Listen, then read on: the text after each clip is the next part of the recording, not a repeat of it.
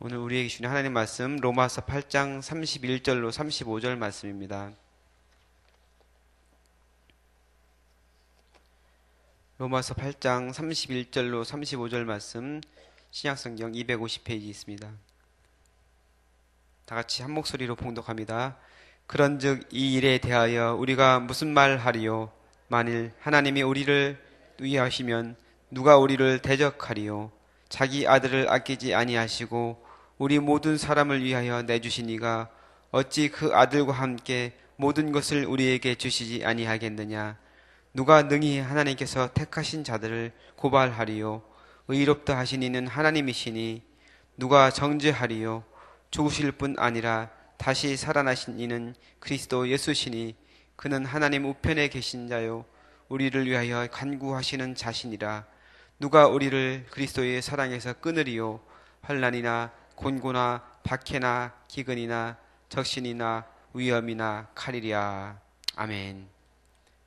네, 우리가 로마서 8장 성경에서 가장 위대한 장을 같이 살펴보고 있는데 어제는 성령님께서 우리 속에 내주하셔서 우리를 도와주신다는 그런 말씀을 같이 살펴보았습니다. 그래서 우리가 연약한 그런 모습을 가지고 이 땅을 살아가지만 그 연약한 우리를 도우신다 이렇게 말씀하고 있는데 그 연약한 모습 중에 우리가 기도하고 싶어도 마음대로 기도할 수 없고 어떻게 기도해야 될지를 모르는 그런 상황 가운데 있을 수 있는데 그 상황 가운데서 하나님께서 성령님께서 우리 속에 계시면서 우리의 기도를 도와주시고 우리가 기도할 바를 알지 못할 때 기도의 언어를 우리에게 주시고 또한 대신 기도해 주시기까지 하시는 분이 바로 성령님이시다 이렇게 말씀했습니다. 우리를 위해서 기도하시되 말할 수 없는 탄식으로 우리를 위해서 기도하시는 그 성령님이 우리 속에 내주에 계시다 이렇게 말씀했습니다. 그리고 하나님을 사랑하는 자, 그 뜻대로 부르심을 입은 자들에게는 모든 것이 합력하여 선을 이루신다 이렇게 말씀했는데 하나님 말씀에 순종하는 주님의 백성, 그 하나님의 부르심에 응답하는 그 당신의 자녀들은 이 땅을 살면서 여러 가지 고난이 있고 역경이 있고 우리가 원치 않는 일들을 당할 수도 있지만 그 모든 것이 결국에는 합력해서 하나님의 은혜 가운데 선을 이루시는 그런 은혜로운 분이 하나님이시다 같이 살펴보았습니다. 오늘 계속해서 말씀 보겠는데요. 31절 말씀해 보니까 하나님이 우리를 위하시면 그 누가 우리를 대적하겠느냐 이런 말씀을 하고 있습니다. 우리가 예수 그리스도를 구주로 영접해서 하나님의 자녀가 되었습니다. 그래서 처음 영적으로 이제 거듭나서 신앙생활을 하게 되면은 그렇게 기쁘죠. 하나님을 매일매일 그 말씀이 새롭고 또한 기도할 때마다 정말 너무나 감격스럽고 그렇죠. 그래서 하나님께서 은혜도 많이 주시고 기도 처음에는 신앙생활할 때 기도 응답도 많이 받고 그러죠. 근데 그것과 더불어서 또한 시험도 많이 와요. 우리를 쓰러뜨리려고 마귀가 자기 소유였던 우리 그 사람들이 하나님의 백성이 되었으니까 얼마나 배가 아프겠어요. 그래서 어떻게든지 쓰러뜨리려고 넘어뜨리려고 사탄이 하죠. 근데 중요한 건 뭐냐면 그 사탄의 어떤 그 방해 공작이 있고 어떤 그 우리를 쓰러뜨리려고 하는 노력이 있을지라도 하나님께서 우리의 편이 되어 주신다. 하나님이 우리의 대장이 되신다. 이렇게 말씀을 하고 있습니다. 우리가 이렇게 영적 전투라고 하잖아요. 그래서 사탄이 우리를 쓰러뜨리려고 매일매일 우리를 넘어뜨리려고 하는 영적인 싸움을 살아가지만 결국에는 그 싸움은 승리한 싸움이라는 거예요. 우리가 결국에는 그 모든 것을 이길 수 있는 것은 하나님께서 우리의 대장이 되시고 우리 편이 되시기 때문에 우리가 그 싸움을 싸워서 이길 수 있다는 것이죠. 존 버년이 쓴 철로역정이라는 작품이 있죠. 그래서 기독교 그리스도인이 장망성, 장차 망할 성에서 수많은 역경을 거치면서 결국에는 천국에 들어가게 되는 그런 과정을 그린 작품이 바로 철로역정입니다.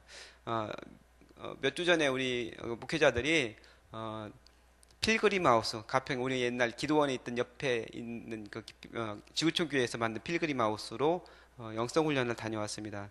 근데 거기 보면은 우리 기도원을 잘 꾸며놨어요. 철로역정 코스로 잘 꾸며놨어요. 그래서 우리가 거기 가서 영성 훈련하면서 독서도 하고 기도도 하고 거기 철로역정 코스도 한번 이렇게 가서 한 코스 한 코스 가서 돌아봤거든요. 근데 그 코스 중에서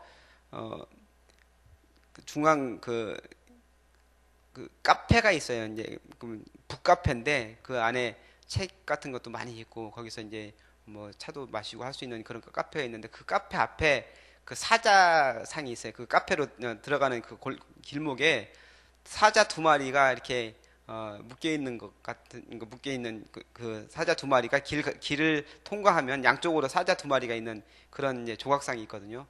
거기를 이제 코스를 하나하나 보다 거기를 이제 지나시게 됐는데, 어우, 진짜 살아있는 것 같아요. 엄청 무섭게 그 조각이 돼 있어요. 그래가지고, 우리 목사님들께 얘기하면서, 이거, 무서워도 묶여 있는 거기 때문에 안전하게 지나갈 수 있다고 하면서 이렇게 지나갔어요. 그래서 목사님 한 분이 지나가고 제가 두 번째로 지나가는데 갑자기 엉 소리가 나는 거예요, 옆에서.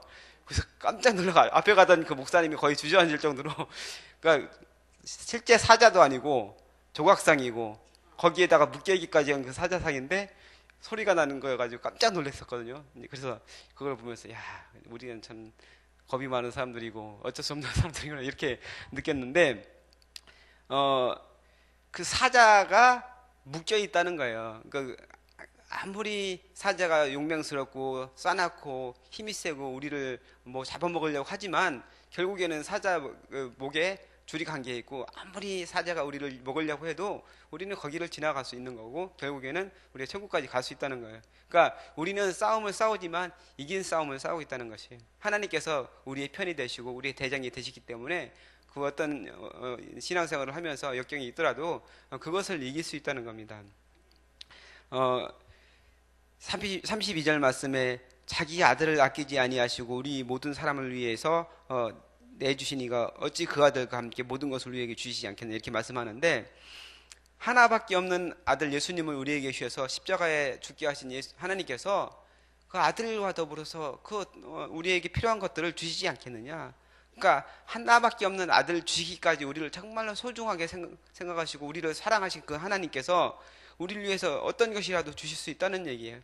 자기 하나밖에 없는 아들까지 내어주셨는데 그 어떤 것이라도 주지 않겠느냐. 그러니까 우리에게 구원을이라는 선물을 주시기 위해서 하나밖에 없는 아들을 주셨는데 거기에 필요한 모든 것들을 다 선물로 주신다. 이런 말씀입니다.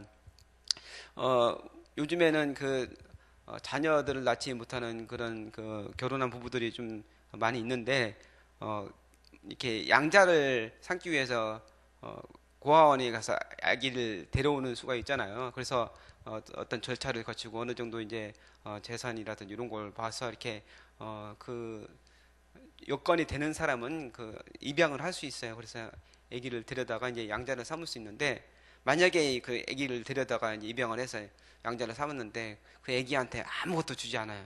밥도 제대로 주지 않고 입히지도 않고 맨날 구박하고 그냥 뭐 일만 시키고, 그러면은 그 양자를 데려온 거예요, 종을 데려온 거예요? 양자를 데려온 게 아니잖아요. 그러니까 자기 아들로 자기의 자녀로 데려왔다면은 그 자녀를 위해서 먹이기도 하고 입히기도 하고 교육도 시키고 거기에 필요한 모든 것을 다 해서 정말 자기 아들로 이렇게 키우잖아요. 하나님께서 우리를 자녀 삼아 주셨고 그렇게 했는데 예수님을 주시면서까지 자기 하나밖에 없는 아들을 주시기까지 우리를 사랑하시면서 우리를 구해 주셨는데, 그래서 우리를 자녀 삼아 주셨는데 우리에게 구원 그 천국에 가는 그 과정 가운데 필요한 모든 것들을 하나님께서 주시지 않겠느냐, 그 얘기입니다. 하나님께서는 우리 위해서 그 모든 것을 준비하고 계시고 우리의 어떤 것이 필요할지를 다 알고 계시다는 말씀입니다. 그 하나님이 얼마나 좋은 하나님입니까? 그 다음에 33절 말씀에 보니까 누가 하나님께서 택하신 자들을 고발하리요 이롭다 하신 이는 하나님이시다 이렇게 말씀하고 있습니다. 하나님께서 택하신 자들을 고발할 수가 없다. 그러니까 우리는 율법 아래서, 율법에서 해방된 그리스도인들인데 율법뿐만이 아니고 율법의 그 정죄 안에서도 우리는 해방되었다 이렇게 말씀을 하고 있습니다. 그리스도 예수 안에 있는 자들에게는 결코 정죄함이 없다. 로마서 8장 1절에서 사도 바울은 선포하고 있습니다. 근데 우리를 고발할 수 없는 것은 그 어떤 존재라도 우리를 고발할 수 없는 이유는 뭐냐면은 하나님께서 재판장이시라는 거죠. 하나님께서 재판장이신데 그 하나님께서 택하신 백성을 죄인이라고 판결하지 않겠다는 거예요. 하나님께서 택하신 그 백성을 자기 아들을 내어주시면서까지 우리를 구원해 주셨기 때문에 우리를 죄인이라고 하지 않는다. 우리를 의인으로 인정을 하신다는 거예요. 그러니까 소송을 걸 때는, 재판을 할 때는 그 재판이 이길 가능성이 있을 때 재판을 할 거 아니에요. 분명히 100% 이건 해봤자 진다. 그러면 누가 고발을 하겠어요? 그렇지 않잖아요. 그래서 재판, 소송을 걸지 않는데 그렇다는 거니까 우리를 그 어떤 존재라도 우리를 고발할 수 없다, 소송을 걸 수 없다, 정죄할 수 없다, 이렇게 얘기하고 있습니다. 그리스도 예수님이 우리를 위하시고 우리의 변호사가 되어 주신다. 34절 말씀은 그런 말씀이거든요. 그러니까 마귀 사탄이 우리를 고발하고 재판에 회부한다 하여도 우리가 두려워하지 않을 이유는 뭐냐면은 예수님께서 우리를 위해서 죽으셨고, 그리고 사망 권세를 깨뜨리고 부활하셨다는 얘기예요. 그래서 우리의 완전한 구원자가 되셨고, 또한 하늘로 승천하셔서 하나님의 우편에 앉아 계시다는 말씀입니다. 그러니까 하나님의 우편에 계시다는 것은 어떤 것을 의미하느냐면은 그 명예와 권력과 존귀를 가지고 계신 분이라는 얘기예요. 그러니까 하나님의 우편이라는 것은 성경에서 그런 것을 의미하는데, 그 예수님께서 우리를 변호해 주신다는 거예요. 우리를 위해서 하나님 우편에 계신 자여 우리를 위하여 간구하시는 자신이라 이렇게 말씀하고 있는데, 그 모든 정죄, 뭐 사탄이 이 사람은 이런 일을 지었다 얘기할지라도 거기에 대해서 변호해 줄 수 있는 분이 바로 예수님이라는 얘기예요. 하나님 우편에서 우리를 위해서 당신이 이루신 구속 사역을 통해서 내가 이 사람을 위해서 십자가에서 못 박혀 죽었습니다. 그렇기 때문에 이 사람은 무죄입니다. 이렇게 우리를 위해서 말씀을 하신다는 얘기죠. 우리의 중재자가 되신다는 거예요. 우리를 위해서 간구하시면서 우리의 변호인이 되어 주시기 때문에 우리는 정죄를 당할 수가 없다는 것이죠. 우리가 고발당할 수 없고 정죄당할 수 없다, 이렇게 얘기하고 있습니다. 35절 말씀에 누가 우리를 그리스도의 사랑에서 끊으리요, 이렇게 얘기하고 있습니다. 그 어떤 존재라도, 그 어떤 것이라도 우리를 그리스도 예수님의 그 사랑에서 끊을 수 없다. 예수님께서 우리를 위해서 십자가에 죽이시기까지 우리를 사랑하시고 우리를 위해서 모든 것을 내어주셨잖아요. 마지막 물과 피를 다 주시기까지 우리를 위해서 내어주신 그 사랑, 그것을 어떻게 표현할 수 있겠습니까? 우리가 오늘 찬송가를 부르면서 하늘을 두루마리 삼고 바다를 먹물 삼더라도 하나님 예수님의 그 사랑을 우리가 표현하지 못한다고 했는데, 그렇잖아요. 어찌 그 사랑을, 우리를 위해서 다 모든 것을 물과 피를 쏟으시기까지 주신 그 사랑을 표현할 수 있겠습니까? 그러니까 우리가 하나님을 사랑하는 그 사랑이 아니고 하나님께서 우리를 사랑하시는 그 사랑, 그 사랑에서 우리를 끊을 수 없다고 말씀을 하고 있습니다. 거기 뒤에 보면은 여러 가지 이제 환란의 목록이 나오는데, 실제로 사도 바울이 선교를 하면서 수많은 어려움과 역경과 고난과 죽음의 위협들을 당하는데 거기에 대해서 하나하나 열거하고 있는데, 그런 어려움이 있을지라도 하나님의 사랑, 그 사랑은 결코 변함이 없고 끝까지 우리를 붙잡아 주신다고 말씀하고 있습니다. 환란, 우리가 당하는 그런 고난을 얘기하는 것이죠. 여러 가지 역경들을 총체적으로 얘기하는 것인데, 그 환란과 또한 곤고라는 것은 행동이 제한된 상태, 내가 마음대로 하지 못하는 그런 상태를 얘기하는데, 사도 바울 같은 경우는 감옥에 갇혀 있는 상태를 얘기하는 것이죠. 수없이 옥에 갇혔잖아요. 사도 바울이 갇혀서 하나님을 사랑하는 그 사랑으로서 복음을 전하고자 했는데 갇혀서 어찌하지 못하는 상황 가운데 있었지만, 그 상황 가운데서도 하나님께서 사도 바울을 사랑하시고 거기서 꺼내주시고 다시 한번 하나님의 은혜를 전할 수 있는 그런 길을 내어주셨다는 것이죠. 그 다음에 기근이라는 것은 그 양식이 없어서 먹지 못하는 것을 얘기하는 거잖아요. 우리는 때로는 굶주리기도 하고 예수님 때문에 마시지 못하고 먹지 못하는 그런 어려움을 당할 수도 있고, 또한 적신은 어떤 걸 의미하면 적신, 붉은 몸을 글자 그대로 붉은 몸인데 제대로 입지 못하는 거예요. 우리가 추위에 외투라든 이런 것이 없어가지고 덜덜 떠는 그런 상황을 얘기할 수 있는데, 이런 상황을 사도 바울은 많이 당했죠. 그럴지라도 하나님의 사랑에서 끊을 수 없다. 또한 여러 가지 위험에 대해서 얘기를 하고 있는데, 고린도후서 11장 26절에 이렇게 사도 바울은 얘기를 합니다. 강의 위험과 강도의 위험과 동족의 위험과 이방인의 위험과 시내의 위험과 광야의 위험과 바다의 위험과 거짓 형제 중의 위험을 겪었다, 이렇게 얘기를 하고 있습니다. 그 수많은 위험들 이런 것들을 겪었지만 그 하나님의 사랑에서 끊을 수 없다 이렇게 말씀하고 있습니다. 그리고 칼이야 얘기하고 있는데 칼은 직접적인 죽음의 위협을 얘기하는 칼로 사람의 목을 칠 수 있고 찌를 수도 있는데 그런 어떤 상황, 어떤 환난과 어떤 역경과 그 죽음의 위협이 있을지라도 하나님께서는 끝까지 우리를 붙잡고 계시다. 그 사랑이 우리를 결코 놓지 않는다. 이렇게 말씀을 하고 있습니다. 주님께서 우리를 위한 그 사랑 때문에 우리가 여기 있는 것이고 우리가 살아가고 있는데 그 사랑에 정말 우리가 표현할 수 없을 만큼 그 크신 사랑으로 우리를 구원해 주셨다고 말씀을 하고 있습니다. 그러니까 우리가 받은 구원은 어떤 구원이냐?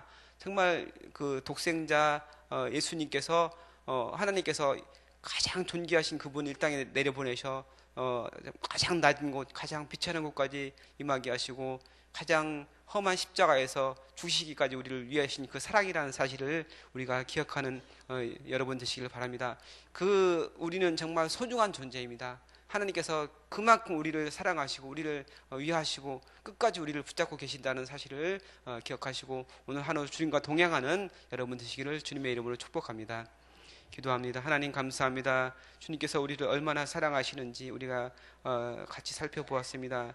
때로는 우리가 그 사실을 잊고 살아가고 우리는 세상에서 여러 가지 힘든 일 당할 때 때로는 낙심하고 또한 쓰러지기도 하지만 주님께서 우리를 끝까지 붙잡고 계시고 하나님의 그 사랑 가운데 우리를 인도하신다는 사실을 같이 살펴보았습니다. 그 주님을 우리가 바라보게 하시고 그 주님과 동행하면서 승리한 싸움을 날마다 싸울 수 있는 저희들 될 수 있도록 주님께서 축복하여 주옵소서. 감사드리며 예수님의 이름으로 기도합나이다. 아멘. 오늘 같이 들으실 공동기도문 선교입니다. 모든 민족과 나라에 십자가의 복음을 전하도록 온 세계에 12개의 선교센터를 세우게 하옵소서.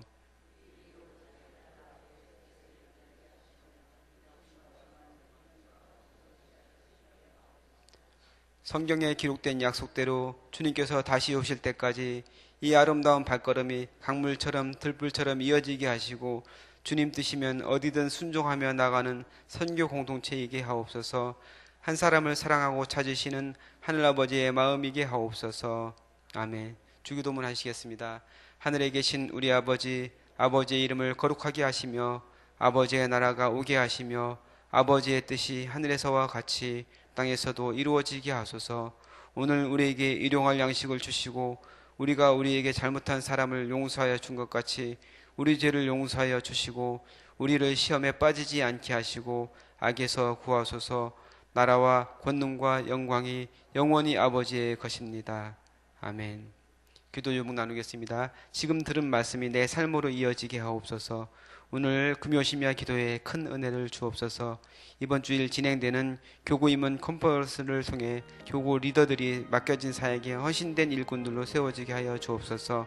2월 24일 주일에 진행되는 찬양 세미나를 통해 모든 찬양 사역자들이 우리 교회 찬양 사역의 방향을 바로 알고 새롭게 헌신을 다짐하게 하여 주옵소서. 시애틀 리노드에 세워진 로고스 라이프 교회 및 미션 센터를 축복하여 주옵소서. 한번더와 주변의 국제 정세 가운데 함께 하시고 2월 27, 28 열리는 북미 정상회담을 통해 완전한 비핵화와 평화 정착이 이루어지게 하여 주옵소서. 기도하시고 또한 여러분 가지고 나오신 소원 주님께 아래 진위에 자 이렇게 돌아가시기 바랍니다.